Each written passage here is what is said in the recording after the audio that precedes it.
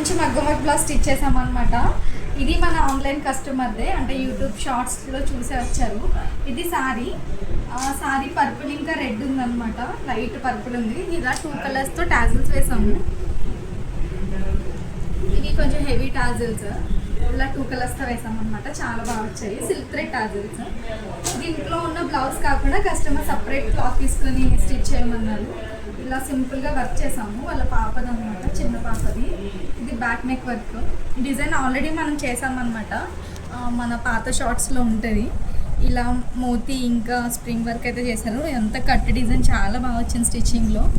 ఇది back neck, దీనికి tassels ఇలా పెట్టాము. వర్క్ టాజిల్స్ చేయలేదు, అందుకని సపరేట్గా ఇలాగ కొంచెం ఫ్యాన్సీ టాజిల్స్ పెట్టాము అనమాట.